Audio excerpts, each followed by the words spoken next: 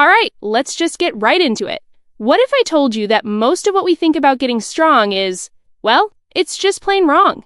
Today we are diving deep into the world of Pavel Tsatsouline, a guy who completely turned strength training on its head. His whole philosophy is that strength isn't just about getting bigger muscles.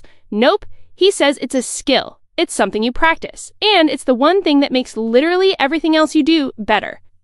So where do we even begin? Well, we start by questioning pretty much everything we've been told about fitness. You know the drill, cardio for your heart, high-rep workouts to get toned.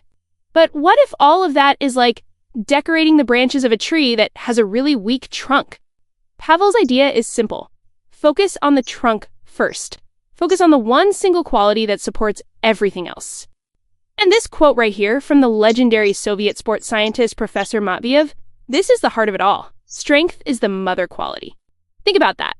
It means that without a solid base of strength, everything else you're trying to build, your endurance, your speed, your power, it's all built on sand.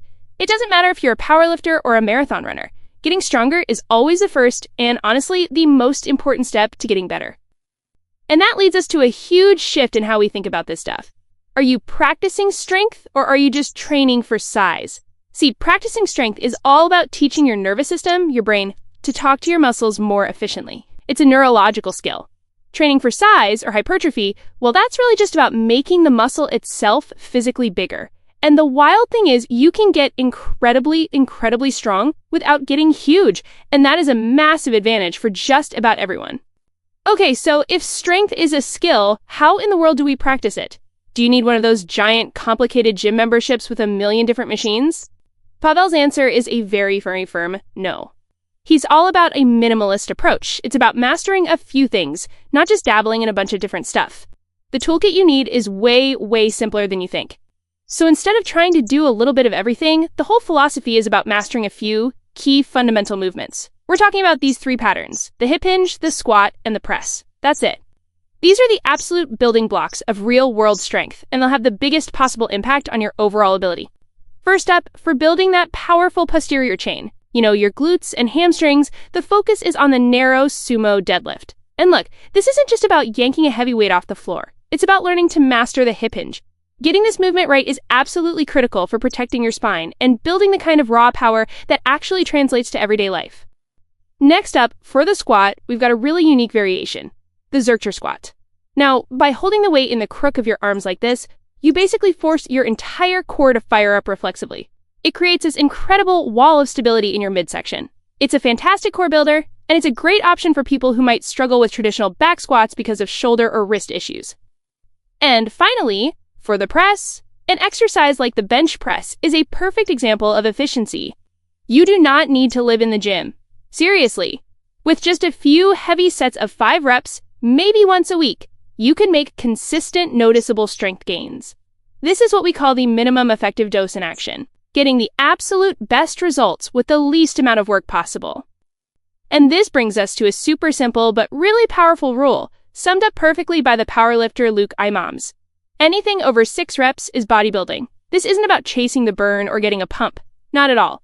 It's about lifting heavy for low reps to practice the skill of being strong. The moment you go beyond that, you're shifting your focus away from pure strength and into building muscle size. 2 different goals. All right, now we get to the how. This is the method at the very heart of the whole philosophy. It's a concept called greasing the groove, and I'm telling you, it completely flips the script on what a workout is supposed to feel like. It's not about destroying yourself, it's about practicing, and it's a total game changer. So, greasing the groove, or GTG for short, basically means you treat strength practice like a musician practices an instrument, right? A guitarist doesn't just sit down and play for 2 hours straight until their fingers are bleeding. No way! They pick up the guitar multiple times a day for short, focused little sessions. With GTG, you do the exact same thing with an exercise. You frequently practice the movement to make your nervous system ridiculously efficient. Think of it like this. Every single time you perform a lift with perfect form, you're strengthening that connection between your brain and your muscles. You're literally greasing the groove. And with enough of that perfect practice, that neural pathway basically becomes a superconductor, allowing your brain to send stronger, faster signals. And that's how you lift more weight with less effort. You just become more efficient. So how do you actually do it? It could not be simpler. First, lift heavy-ish. We're talking about a weight you respect, but you're not scared of it, maybe around 75 to 85% of your max.